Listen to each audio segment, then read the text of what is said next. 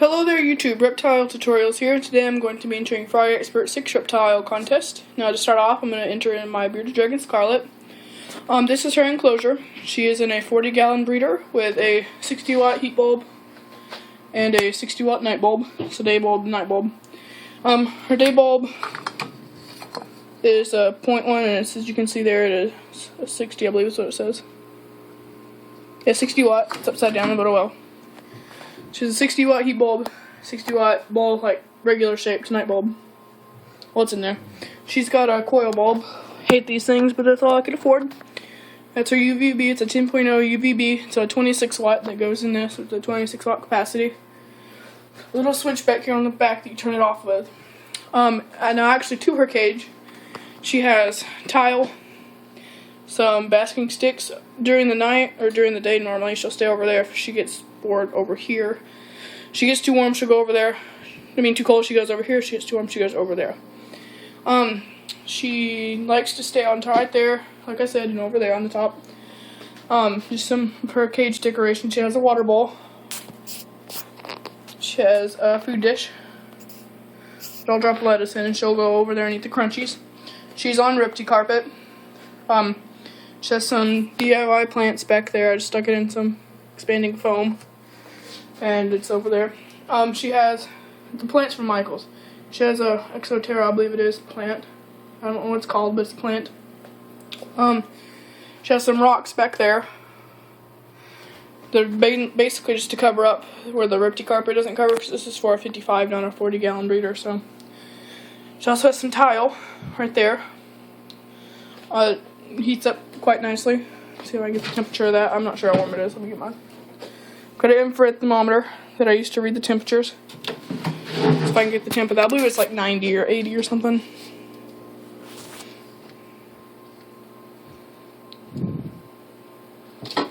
$85 to $82. 82 to 85-ish, wherever I pointed at.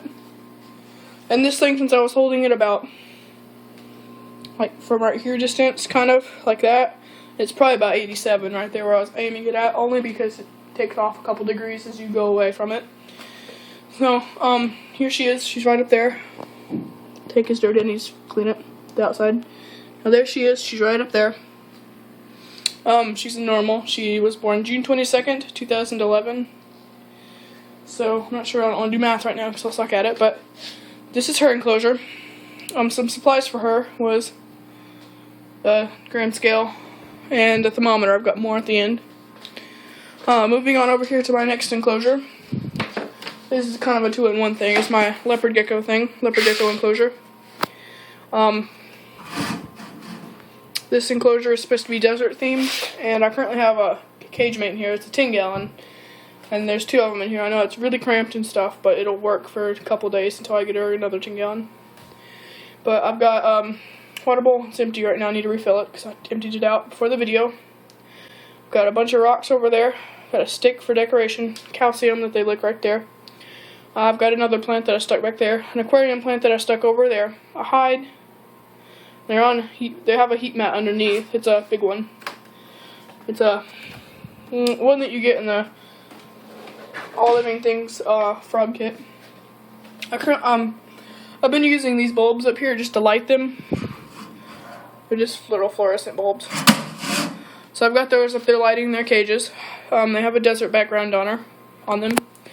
Now about the leopard geckos, they're both female. You can see them in there. I'll pull one of them out. And they're getting along good. You just can't feed them together because they'll bite each other trying to get their food. Just hide. But yeah, so you have to keep them separate whenever you feed them. But other than that, they do awesome together. Here they are. I got this one from Craigslist. The guy got her from a breeder. I got this one from PetSmart, so she has a regenerated tail. They're both very healthy, though. They're very nice. They like to be handled, not just near their enclosure, because they like to jump back in. But there she is. Yeah, her. That's Leah, and this one I don't know what a name for her is. I was gonna name her Chip before Nature Boy 13's Breed Dragon died, and I found out she was a girl. My initial observations that the guy told me was she was a female. But yeah, here's her. they're all very friendly. Put their hide back in afterwards. So there she is. This is their enclosure without the hide in it. And over here, I share this little moist hide. As you can see, neither of them are shedding. But I have another one. He doesn't have it in there. But I'm sharing this. Leo was shedding. I'm not sure if he still is. He's in there.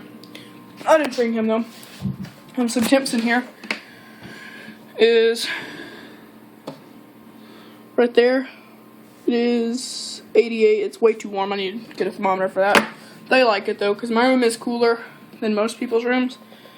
And they like to be really warm. I know that's way too warm for them, but they're doing fine. So here's my Henry Brooks King Snakes enclosure. She has a very nice show enclosure with a foresty background. It's more for fish tanks, but nevertheless, again, I changed out her water. I just filled up her Scarlet's just today. Hers was about half empty, and I refilled it before the video. But this is her enclosure. She is on aspen snake bedding. That's a river rock that I sanitized very well in bleach and warm water, and I boiled it for like 3 days. So it set out in a pail of water, so it's good.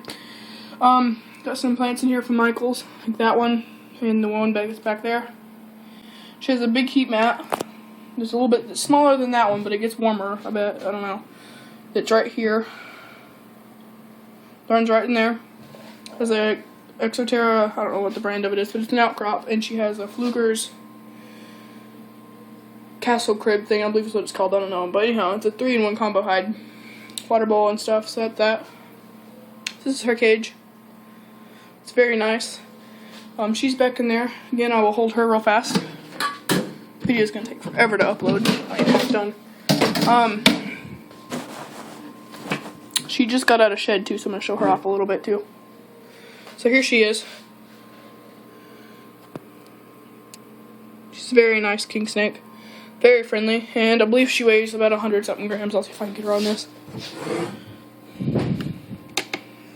She probably won't. Oh, it's out of batteries. Nope, maybe not.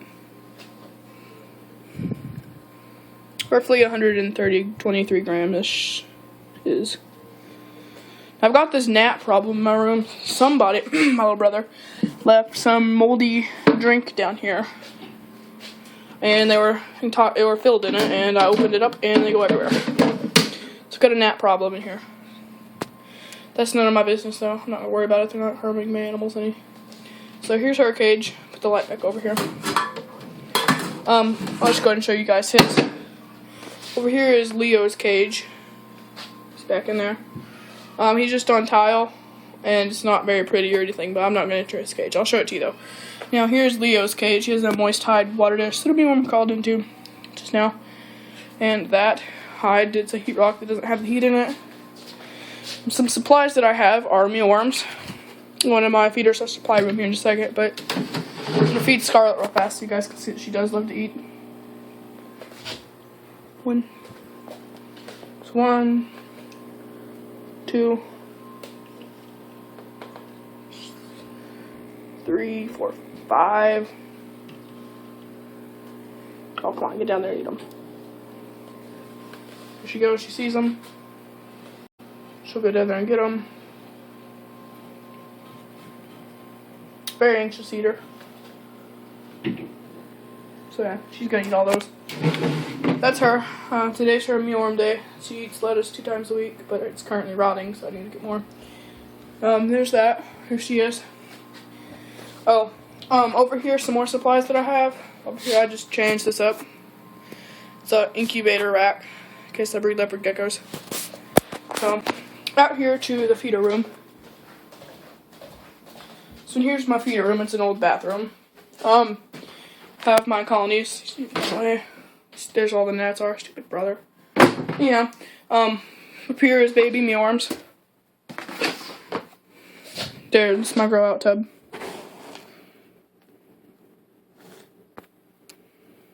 Kind of see them in here.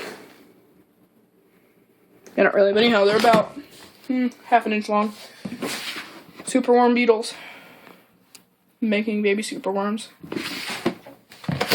Mealworm beetles. Making baby mealworms. And mealworms. They're just worms. So that's this cage. Some supplies I have over here in my tubs are, so this is my feeder / packet thing. bagged goods or whatever, so I have my vitamins. This is empty, but it's calcium with D3. I've got another one somewhere. It's without. This is one with calcium, another with just calcium. I've got one of these that's bigger that has not with D3, and I've got to find it though. Some packages of Reptile and turtle food and other stuff. It's in here. Down here I have lights. This is an old Muorm tub. Have lights, thermometers. This is not a night bulb, but it's just extra lights. Same thing as what's in this highlight thing. Got some thermometers and a measuring tape in here. Down here is cage decorations. I've got more rocks, some eco earth, water bowl for the snake, more water bowls, some plants, some pork, dark. And then up here I have roach chow. I'll show you the roaches here in just a second. Battery's getting ready to die, so I better hurry. This thing, my strip, got bowls, plants, extra hood thing. And here's my doobie roach colony. It's a bit crazy and stupid and stuff, but I got some roaches in here. Black bones are really about ready to die, so. Down there's the roach chow.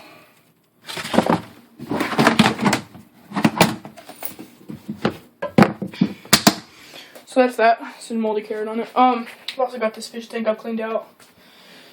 And so, yeah, I've also got a water bottle up here whenever I had my crested gecko. So this has been a reptile tutorials video. Thanks for watching.